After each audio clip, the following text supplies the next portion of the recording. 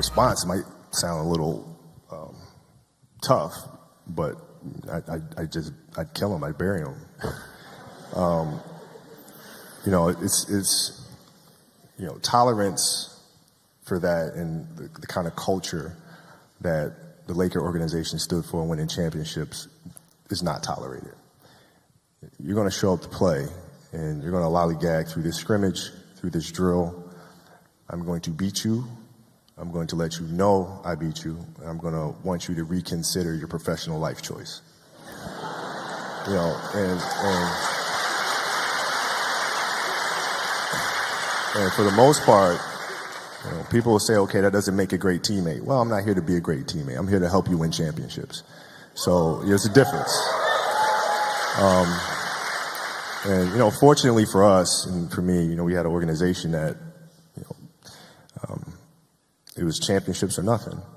And they were really good about identifying that and bringing players in here that had that competitive streak and, you know, getting rid of the ones that did not. If I got to fight to get you in the gym, that's a problem. That's a problem. You want players that are gym rats, players that want to be in the gym, that want to work. And then from there, you build on top of that. But if you're lazy, man, I don't want to talk to you. I don't want to deal with you. You don't make me feel dumber. You know, you know, you're going to lower my level. I don't think so. You can go over there. There's plenty of teams in here where you'll fit right in. But your first 3 seasons, then the one game, it's the last game of the season you play Utah. Yeah. The one where you shoot 3 air balls at the end. 5, it's like 5. And then you hit one and his one doesn't go in, right?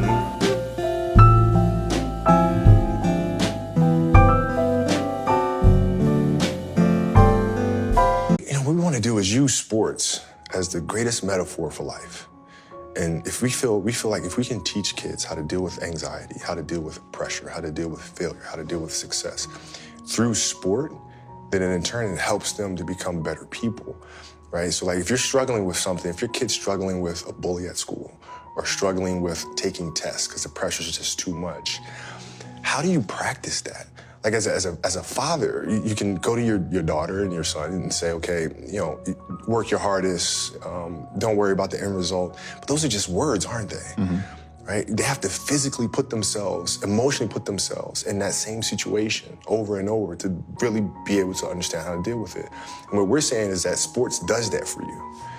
So now through sport, when you practice every day and you're playing these games and you have these emotional challenges, you get used to figuring out how to navigate yourself through, which in turn helps you to become a better test taker and vice versa. I think the goal is always to win championships. No matter where you go, that's the goal. And that's his goal, that's Rob's goal, that's Magic's goal, that's Jeannie's goal, Rondo, all the guys, Kuzma, Lonzo, they all want to win championships, man. So that's what they're gunning for. Well, you don't need to win a champion. Well, you're asking me, you have to win championships. This is why we play, this is why we're here, is to win championships.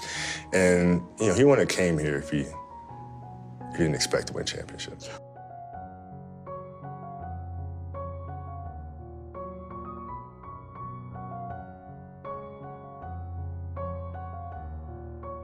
Also. Well, to me, it's just really simple.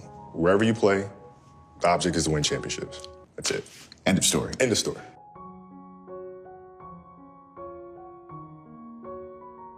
Never. Here's the thing, is for us athletes, it's really hard to transition from that, right? And I was really personal about it when I wrote Dear Basketball.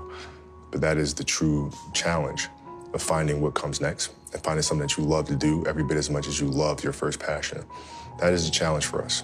And I think, unfortunately for us athletes, we've been pigeonholed into thinking that we can only be one thing. And so when I retired, everybody is saying, okay, he's too competitive. He's not going to know what to do with himself. He's going to have to come back. I took that as a personal challenge of them thinking I'm this one-dimensional person, that all I know is how to dribble a ball, shoot the ball, and play basketball and compete at that level. And so I took that as a personal challenge. I will never come back to the game, ever. I'm here to show people that we can do much more than that. And creating this business, winning an Oscar, winning an Emmy and an Annie, those are things that are showing other athletes that come after, no, there's more to this thing, right? So I would never, it's not even a,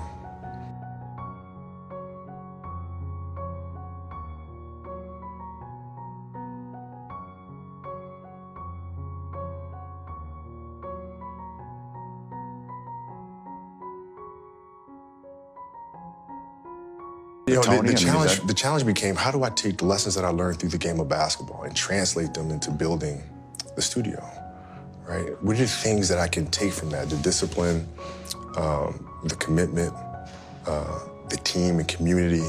How do you get the best out of each other? How do I take those lessons and move those here? That is the challenge. How do we do great work, uncompromising great work? You're not looking at the bottom line. You're focused on the product first, right? Is this the best thing that we can possibly make, no matter what? And having that sharp focus is something that I got from the game of basketball.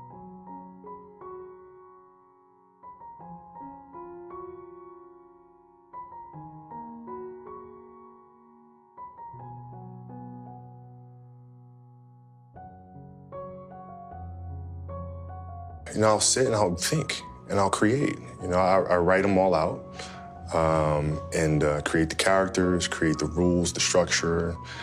And then you kind of got to go with your gut. You got to go with your gut and see, are we creating something that's been done before? Or is this a project something that nobody's seen before? Mm-hmm. And is it a project that we're not sure that we can do? And if the answer is yes, then 9 times out of 10, we're going for that one, right? Because that means we're pushing boundaries a little bit.